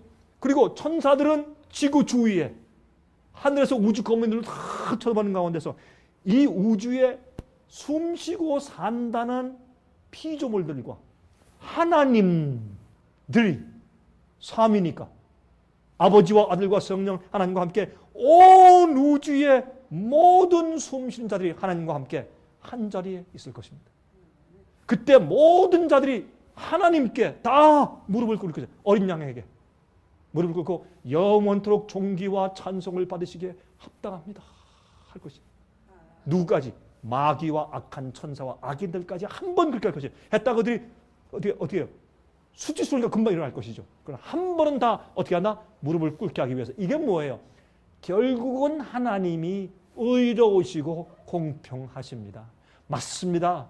하나님이 옳습니다. 사실은 우리가 잘못됐습니다. 라는 것을 한 번은 누구나 다 인정해. 모든 무릎을 예수님의 이름에 꿇게 하시는 일을 행하시기 위해서 하시는 것이에요. 그래서 둘째 벌이라면 하나님께서 자 봐라. 1000년 동안 너희가 기록책을 통해서 봤지. 하나님 왜 우리 할머니가 저 경건한 것처럼 뭐 할머니가 안 왔습니다. 아 그래 천사 좀 일로 와라. 누구 좀 와라. 이 형제를 데리고 기록실에 좀 갔다 오지. 데리고 기록실에 가서 보면은 할머니가 왜 이 하늘에 오지 못했는지 이유를 이해하게 돼요. 왜 저 목사가 못 왔습니까? 나에게 침례주는 목사가 그 이유를 하나님께서 책을 펴서 알게 해주세요. 그래서 하나님의 심판의 공의를 드러내세요. 다시 말해서 우리가 하늘에 올라가도 하나님을 더 이해하게 돼. 그러면 천년기가 차면 새하늘과 새 땅이 생기고 하늘에서 새 예루살렘이 내려오고 하나님께서 이 땅을 새로 창조하시는데 그땐요 단 한 점의 의욕도 없는 심정으로 영원토록 우리가 찬송하게 돼. 얼마나 감사하고 기쁜 날인지. 그땐 단 하나의 의심도 우리 마음 가운데 없어요. 점이 없어. 흠이 없어. 하나님을 이해할 때 바다 물결처럼 하나님을 이해하고. 예? 자,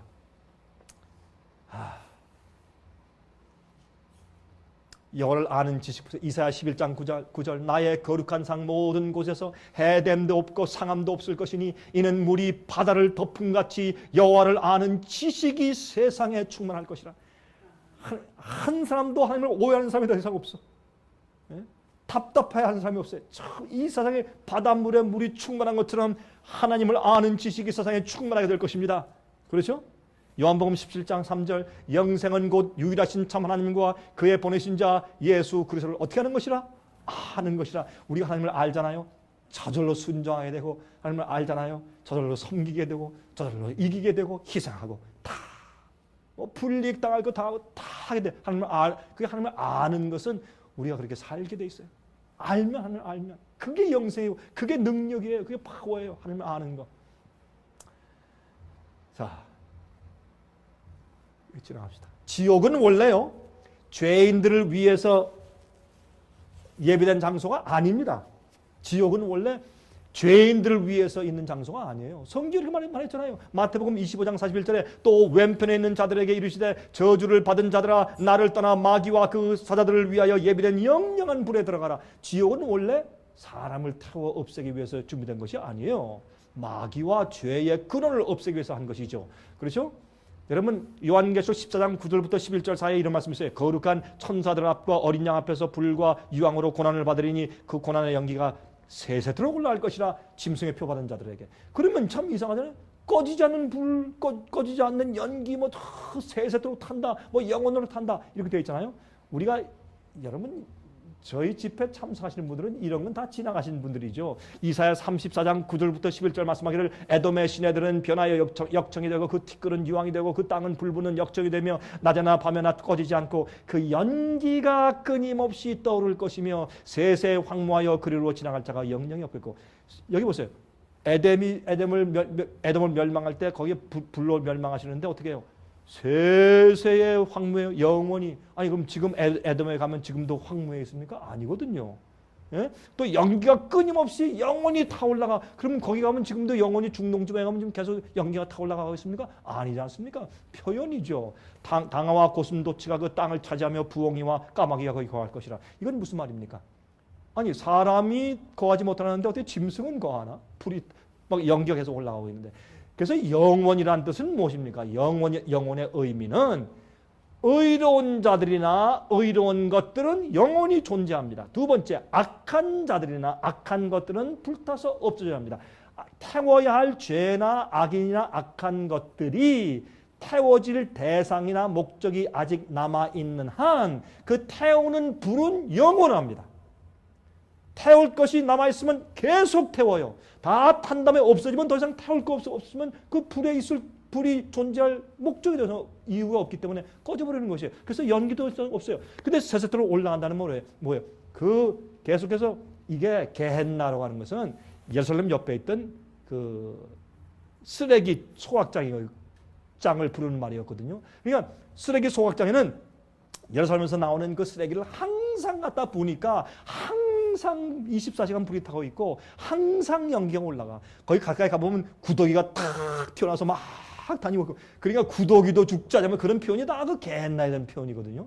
그러나 악인들과 마귀를 다 태워서 없애면 더 이상 태울 게 없으면 그 불의 존재가 더 이상 무의미해지는 것입니다. 꺼져버리는 것입니다. 자, 소돔과 고모라 지금 불타고 있습니까? 영원한 불로 멸망시켰다고 했는데 불타잖아요. 여러분 그 요한계시록 12장에는 태워서 재가 되게 했다고 이렇게 말씀하는 것을 우리가 알 수 있습니다. 자원한 종 출애굽기 21장에 이 내가 나가지 않겠습니다 하는 종에게 그러면 이 주인에게 영원히 종이 되리라. 그럼 영원히 어떻게 종이 돼요? 죽을 때까지 그런 뜻이죠. 그럼 산나가 사무엘을 바칠 때 내가 내 이 아이를 하나님께 영원히 바칩니다. 어떻게 영원히 바쳐요? 그 사무엘상 1장 31절입니까? 맨 끝에 보면 어떻게 되어 있어요? 이것은 그의 평생 죽을 때까지 이렇게 설명이 되어 있어요. 그 영혼의 의미를, 그 성경 영혼의 의미를 이해해야 돼요. 죄의 삭은 사망이지 죄의 삭은 영원한 고통이다. 그렇게 말씀하지 않았어요, 성경은. 그러면 영원히 타는 불이 무엇이냐면 정말 영원히 타오는 불이 무엇일까? 잘 보세요. 이사야 33장 14절부터 16절 시온의 죄인들이 두려워하며 경건치 아니한 자들이 떨며 이르기를 우리 중에 누가 삼키는 불과 함께 거하겠으며 우리 중에 누가 영영이 타는 것과 함께 거하리요. 하나님 앞에 설 자가 없어요. 죄를 가지고 태워 죽임을 당해요. 주님의 이 주님의 영광의 불 앞에 서는 것이 제일 무서운 불이요. 어떤 의미에서 오직 의롭게 행하는 자만 그 앞에 거해요. 그렇죠? 자, 히브리 12장 26절부터 29절에 있는 말씀에 맨 끝에 보십시다. 29절에 우리 하나님은 소멸하는 불이십니다. 이게 무슨 말이냐 하면 여러분 이게 무슨 말이냐면 이사야 33장 10절 11절 보세요. 여호와께서 말씀하시되 내가 이제 일어나며 내가 이제 나를 높이며 내가 이제 지극히 높이 오리니 너희가 결을 잉태하고 짚을 해산할 것이며 너희의 호흡은 숨은 불이 되어 너희를 삼킬 것이며 에스겔 28장 18절 내가 죄악이 많고 무역이 불의함으로 내 모든 성수를 더럽혔으며 내가 내 가운데서 내 뱃속에서 내 뱃속에서 불을 내어 너를 사르게 하고 너를 목도하는 모든 자 앞에 너로 땅 위에 죄가 되게 하였도다. 하나님께서 하나님의 그 거룩하신 품성을 나타내는 그 영광의 광채의 쉐키나 영광 앞에 우리가 서잖아요. 죄인이 서면 두렵고 떨려서 죄책감 때문에 견딜 수가 없어요. 그래서 호흡이 불이 되고 속에서 스스로 태워 죽임을 당해. 그 견딜 수 없는 죄책감 때문에 자기가 으스러져 버려요. 그게 제일 두려운 불이요. 그러면 의인들은 죄를 용서받고 성령의 능력으로 의롭게 되고 주의 계명을 지키는 순종하는 백성들이 되었어요. 여러분 의인은 주님께서 씌워주시는 것뿐만 아니라 우리 마음속에 의를 의롭게 창조해 주시는 것이 의이기 때문에 의롭게 된 자는 주 앞에 나가서 그 주님의 임재와 영광의 왕자 그게 기쁨이 돼. 생명의 근원이 되고. 여러분 아담과 해와가요 범죄하기 전에 하나님의 임재를 너무 기뻐하고 즐거워했다가 나중에 범죄한 다음에 무서워 도망갔잖아요. 똑같은 것입니다. 여러분 사실 하나님의 임재와 그 불이 타오르는 불이 돼요. 마지막에 부자와 거지 나사로의 비유 여러분 다 아시죠? 지옥과 여러분 지옥이 있고 천당이 있지 않습니까? 그러면 천당에서 지옥을 보고 서로 대화할 수 있는 그런 곳이라면 어떻게 그게 천국이 되겠어요? 아들이 엄마 난 너무 힘드니까 물 한 방울만 그런데 어떻게 천국이 되겠어요? 그럼 다 아는 얘기죠. 그렇죠? 그래서 예수님께서는 죄인들이 어떻게 해요? 얘들아 나는 너를 원한다. 안아주려고 달려오는데 어떻게 해요? 우리는 두려워서 도망가게 돼요. 여러분 정말 여러분 마음 가운데 죄를 포기하지 않고 습관적인 죄를 그냥 가지고 있으면서 여러분이 알아요. 그 우상을 버려야 되는 걸 알아요. 가지고 있어요. 그런 가운데 여러분이 개인적으로 집에서 독방에서 무릎 꿇고 주님 내 마음에 오시옵소서 주님 사랑합니다. 그런 기도 여러분 할 수 있어요? 못해요. 죄를 가진 자는 거룩함의 경험이 없는 자는 아무도 주를 볼 자가 없다고 성경 말씀하세요. 자 이번에 어떤 분과 기도하는데 이렇게 기도해요. 사랑합니다. 사랑합니다 예수님. 근데 제가 같이 기도하는데 그 기도하는 그분의 그 기도가 너무너무 진짜야. 내가 들어보니까 이건 그냥 그런 기도는요 그냥 할 수 없어요. 그냥 사랑하는데 할 때 나 사랑해 이렇게 할 수 없어요. 진짜 사랑이 목이 메어도록 가득할 때 꽉 차면 그 사랑한다는 얘기가 그냥 그렇게 나올 수 없어요. 이 사람이 사랑합니다 사랑합니다 예수님 하는데 그 말이 제가 들으면서 제 마음 가운데 울컥해. 제가 감정적이라 그런 게 아니에요. 그 사람의 기도가 너무 진실되고 끝난 다음에 간증을 들어보니까 그가 회개한 간증을 들어보니까 진짜라 이건 진짜의 순수한 그래서 그렇게 기도할 수 있구나. 얼마나 진실한지. 그런 마음이 없이는 아무도 주를 볼 자가 없다. 그래서 예수님께서 내가 너희를 사랑한다 하고 달려와도 악인들은 그 불 때문에 태워 죽임을 당해요. 그래서 마지막에 하나님께서 어떻게 하세요? 마지막에 정한 날에 주님께서 악인들까지 부활해서 보세요. 너희가 악인을 밟을 것이니 그들이 나의 정한 날에 너희 발바닥 밑에 재와 같으리라. 만군의 여호와의 말이니라. 말라기 4장 3절에 있는 말씀이죠. 그렇죠? 하나님께 심판하실 때 악인을 태우세요. 왜 둘째 부활이 필요해요? 하나님의 공의와 심판의 공의와 하나님의 성품을 드러내고. 왜 이들이 어떻게 해요? 자, 이제 봐라. 펼쳐진 책이야. 그들이 이렇게 악하기 때문에 구할 수 없었다. 그들이 하나님의 성을 막 공격해 오려고 막 하고 작전을 또 짜가지고. 그들의 회개, 그들의 마음은 변하지 않아요. 그렇죠? 왜 노아 홍수 때 비가 왔을 때 그들이 달려와서 막 물 들이면서 노아요 문 좀 열어주시오. 우리가 이제 회개합니다. 이제 믿습니다 할 때 왜 그들을 하나님께서 문을 열어서 그들을 들여보내지 않았어요? 그 이유는 그들이 어떻게 심판이 지나가면 또 옛날 똑같은 방식대로 그대로 돌아갈 것이기 때문에 그들이 진실로 회개한 게 아니니까 두려워서 하는 것이니까. 여러분 마지막에 두 번째 부활한 다음에 마귀도 악한 천사도 악인들도 한 번은 예수님께 무릎을 딱 꿇고 맞습니다. 주님 옳습니다. 라고 한 번은 할 텐데 그들이 그 진정으로 회개하는 것인가? 아니에요. 아니에요. 후회로 무서워서 심판 때문에 무서워서 잠깐 그렇게 할 것이에요. 그러나 그렇게 함으로 온 우주 앞에 하나님이 매 인간들을 다루시는 일에 있어서 얼마나 은혜스럽고 자비롭고 사랑이 많으시고 얼마나 공평하신지를 온 우주에 드러낸 다음에 단 한 점의 의혹도 더 이상 우주에 있지 않게 하신 다음에 끝내시는 거예요. 죄와 무덤과 사망 자체를 태워서 마귀 자체를 태워서 죄가 돼서 없애버리시는 것이에요. 그래야 새로운 시작이 되죠. 그렇죠? 그렇죠? 나중에 어떻게 해요? 사망과 음부도 죽음까지도 불에 던져 없애버려. 둘째 사망이에요. 그렇죠? 하늘에서 성이 내려올 때 천년참에 곡과 마곡 전쟁이 생겨. 이건 악인들이 다시 한번 둘째 벌이라서 다시 한번 그들이 발악하는 모습이에요. 곡과 마곡의 전쟁이에요. 이게. 곡과 마곡은 옛날에 이스라엘 북쪽에 살던 이방 족속들이었으니까. 그때 불이 내려와요. 여러분 매드카우들 여러분 매드카우 어때요? 매드카우 광우병에 걸렸던 그 소들을 태워 죽일 때요. 영국 정부에서 500만 마리의 소를 죽였어요. 500만 마리의 소를 죽였는데 그들을 다 데려다가 소각해서 불태워 죽일 때 그것이 얼마 든 줄 아세요? 100만, 1000만, 7억 불이 들었어요. 7억 불의 돈을 들여가지고 광우병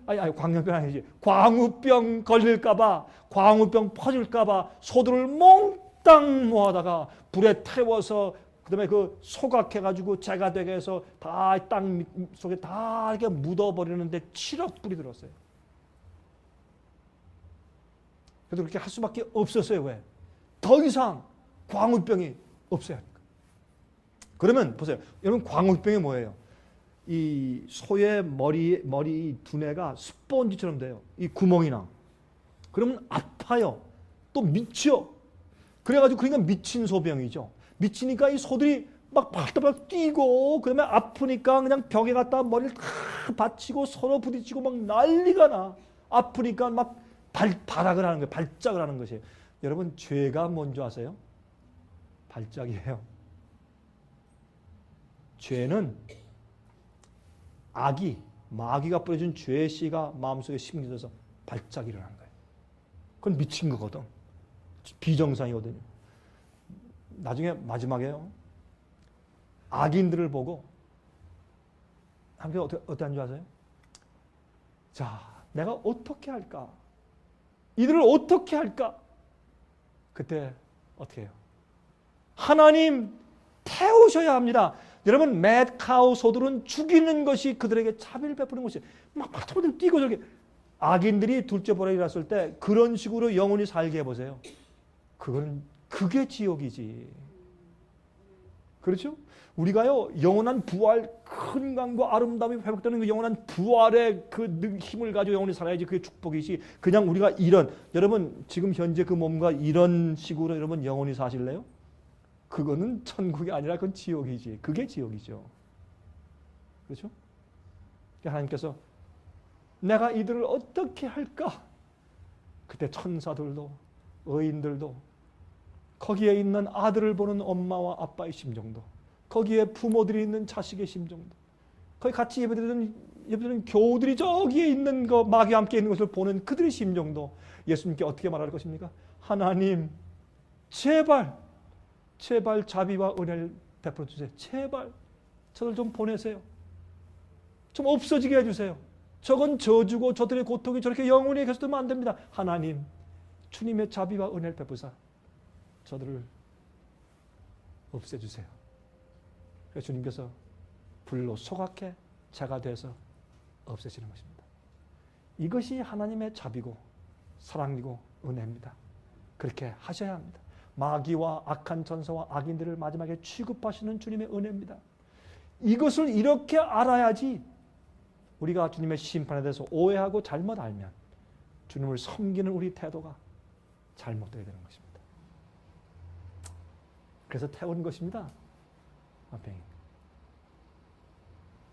마태복음 16장 27절 인자가 아버지의 영광으로 그 천사들과 함께 오리니 그때 각 사람의 행한 대로 갚으리라.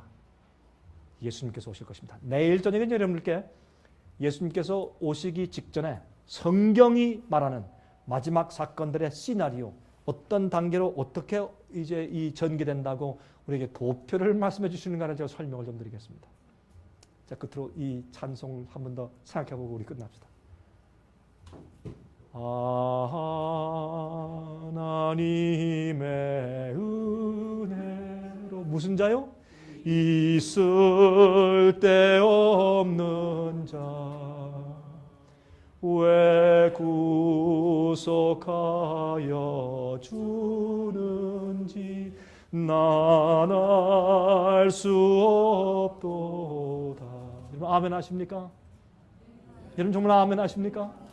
왜 있을 데 없는 자를 주님께서 왜 이렇게 구속해 주시는지, 주님께서 말이죠, 우리가 살아서 주님을 만나든지 죽어서 부활의 부름을 받아 올라오든지 간에 주님께서 그 기적과 창조의 능력으로 우리를 타치하지 아니하시면 우리의 살아온 생애 자체가 무효가 되고 아무 소용이 없는 그런 입장에 있는 사람들을 아무 쓸데없는 자를 주님께서 불쌍히 여기서 구속하시는 주님.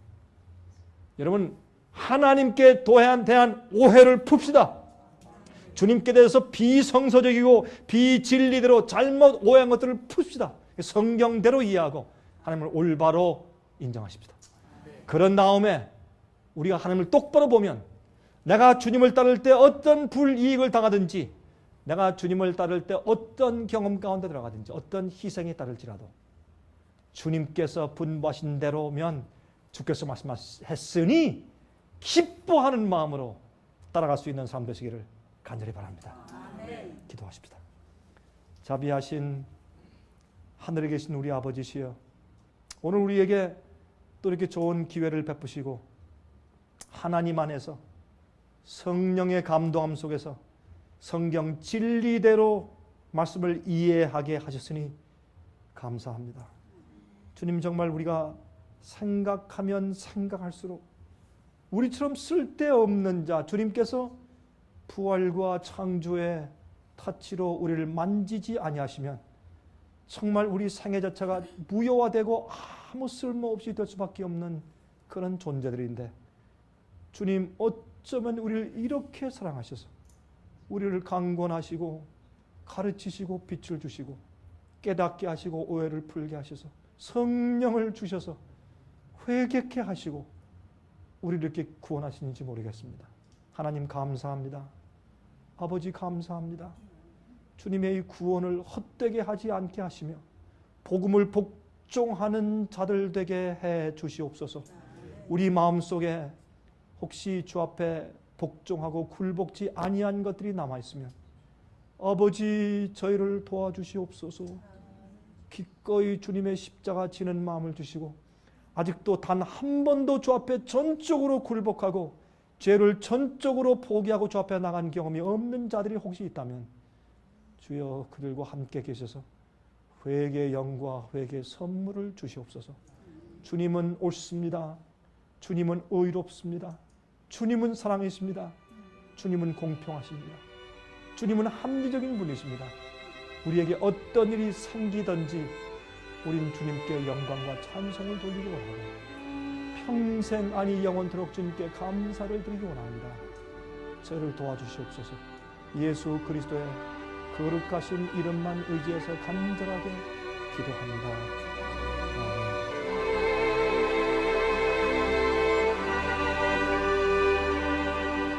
은혜 많이 받으셨습니까?